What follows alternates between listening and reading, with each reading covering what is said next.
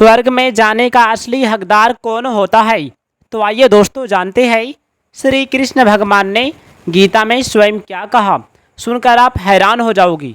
तो आइए दोस्तों, भगवान श्री कृष्ण कहते हैं, जिस व्यक्ति की तामसी बुद्धि होती है उसे हर अच्छाई में बुराई नजर आती है। ईश्वर की निंदा, मर्यादा के विरुद्ध कार्य, माता पिता के साथ बुरा बर्ताव, बड़ों का अपमान करना, गैर कानूनी कार्य, इन सब अधर्म को ही धर्म मानता है। भोग सुख प्राणी के लिए ही बने हैं। इस साधारण में से भोग सुखों में डूबे रहना कामी मनुष्य की निशानी है। जिस मनुष्य का स्वभाव जितना सात्विक होता है वह उतना ही हर एक विषय के परिणाम की तरफ देखता है। अभी के तत्कालिक सुख की तरफ वह ध्यान नहीं देता। राजसी मनुष्य परिणाम की तरफ नहीं देखता। वह अभी तत्कालिक सुख पाने की इच्छा से सारे काम करता है। तामसी मनुष्य न तो आरंभ को देखता है न अंत को देखता है। परिणाम की तो उसे परवाह ही नहीं होती। समय पर सोना और समय पर जागना युक्त निद्रा है और अधिक सोना अति निद्रा है। अति निद्रा के आरंभ और अंत में शरीर में आलस्य भरा रहता है, शरीर में भारीपन रहता है।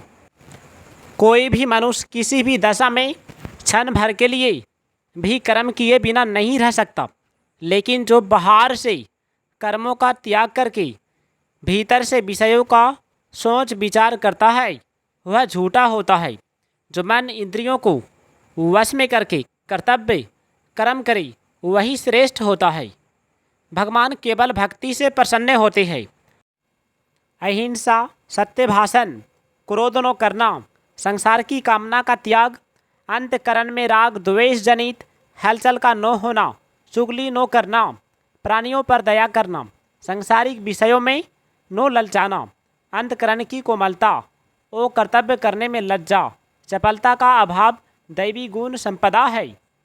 जिनमें दया, क्रोध, कठोरता, अज्ञान, लोभ और वैर तथा मिथ्याभिमान हो। आसुरी संपत्ति वाले शुद्धि का विचार नहीं करती। शारीरिक तथा मानसिक अशुद्धता उनकी आदत में ही होती है। बोल चाल में झूठ का प्रयोग वे बिना विचारे करते रहते हैं। वे ईश्वर को संसार की उत्पत्ति का कारण नहीं मानती, बल्कि कामाशक्ति से ही संसार जन्मा है ऐसा समझते हैं। ऐसे विवेकहीन अज्ञानी एक दूसरों की हानि की चेष्टा में लगे रहते हैं। अपनी भोग की इच्छाओं तथा नशे की आदतों को पूरा करने के लिए भ्रष्ट तथा नीच आचरण अपनाने लगता है।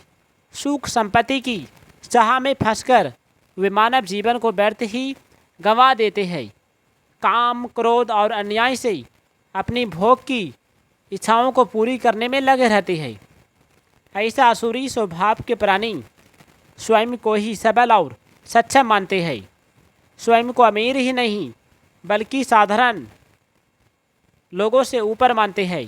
अन्याय और अधर्म से कमाई संपत्ति में से दान देकर वे पाप मुक्त होने का विश्वास करते हैं।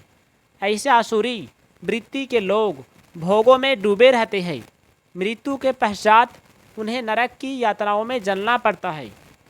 धन पद के अहंकार में चूर हुए वे लोग यज्ञ भी विधि विधान से नहीं करते, अपने तरीके से करवाते हैं। अहंकार तथा अज्ञान में डूबे हुए ये लोग ईश्वर तथा ईश्वरीय विद्वान को भी अपना शत्रु मानते हैं। उन्हें मैं बार बार आसुरी योनियों में ही उत्पन्न करता हूँ। अपने कुकर्मों के फलों से स्वयं को ही बांध देती हूँ। काम, क्रोध तथा लोभ तीनों नरक के द्वार है। जीवात्मा इनमें फंसकर बुरे कर्मों में लग जाता है। जितना भी हो सके इन तीनों दुर्गुणों से बचना चाहिए। पाने की इच्छा उसमें होती है जिसमें कोई अभाव होता है। शरीर को संसार की सेवा में लगा देना कर्म योग है और शरीर से स्वयं अलग हो जाना ज्ञान योग है। दोनों का परिणाम एक ही होगा तो दोनों ही साधनों से संसार से संबंध विच्छेद होकर स्वरूप में स्थित हो जाएगी। कर्मों से कुछ न कुछ पाने की इच्छा ही बंधन में डालती है। इसके विपरीत कुछ भी न पाने की इच्छा होने पर भी कर्म भी अकर्म हो जाते हैं। जिनको साधारण मनुष्य अपना मानते हैं, वे शरीर, इंद्रियां, मन, बुद्धि वास्तव में किसी भी दृष्टि से अपने नहीं है, बल्कि मिले हुए हैं और निश्चित ही बिछोड़ने वाले हैं। इनको अपना मानना सर्वदा भूल है। साधारण लोग फल पाने के लिए कर्म करता है, पर कर्मयोगी फल के लगाव को मिटाने के लिए कर्म करता है।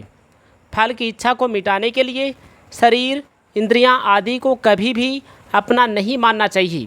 संसार के सुखों की कामना और मोह के त्याग से शांति मिलती है।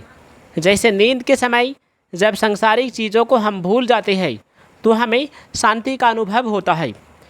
जो मनुष्य अपने विवेक को महत्व नहीं देते वे वास्तव में पशु हो जाते हैं, क्योंकि उनके और पशुओं के ज्ञान में कोई अंतर नहीं होता।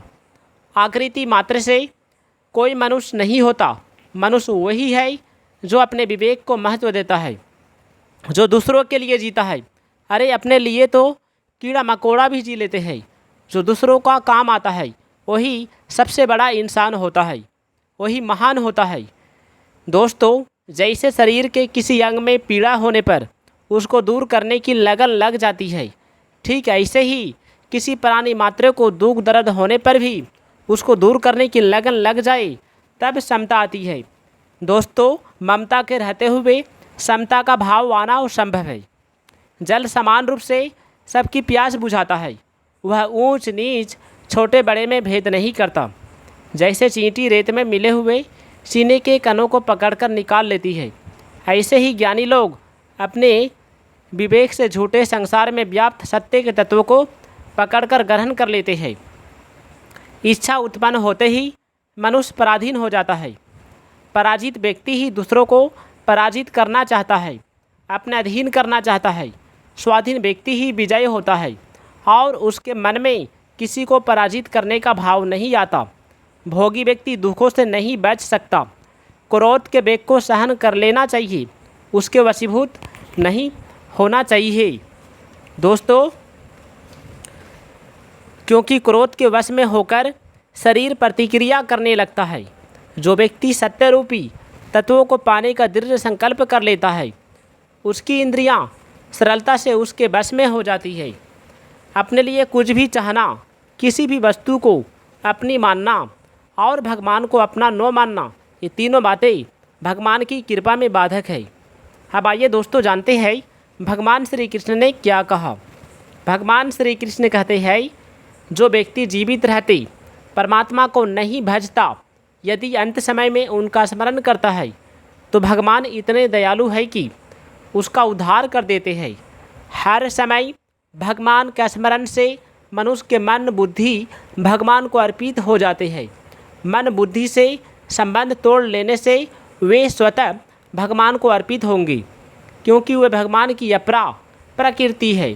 संसार का काम करते हुए जब संसार भगवान का ही है, तब संसार का काम भी भगवान का ही काम हुआ, यही समझना चाहिए। इसे भगवान की प्रसन्नता के लिए ही करना है। ऐसा भाव रखने से वह काम सांसारिक होने पर भी भगवान का ही हो जाता है। अभ्यास में मन लगाने से प्रसन्नता होती है और मन न लगने से घिन्नता होती है। अभ्यास तभी होगा जब मन में खुशी होगा। दोनों ही न हो। अगर मन में प्रसन्नता और घिन्नता हो भी जाएं तो उनको महत्व न दे, केवल अपने लक्ष्य को महत्व दे। अपने लक्ष्य पर दृढ़ रहना भी योग्य है। दोस्तों, भगवान श्री कृष्ण कहते हैं, अंत काल में शरीर त्यागते समय जो केवल मेरा स्मरण करते हैं वे मेरे स्वभाव को पा लेते हैं, इसमें संदेह नहीं। शरीर त्यागते समय प्राणी यदि किसी का भी स्मरण करता है तो वह उसी योनि को प्राप्त कर लेता है। दोस्तों, यदि वीडियो अच्छा लगे तो वीडियो को लाइक कीजिएगा, चैनल को सब्सक्राइब कीजिएगा और कमेंट में जय श्री कृष्ण राधे राधे ज़रूर लिखिएगा। अपना ख्याल रखिएगा।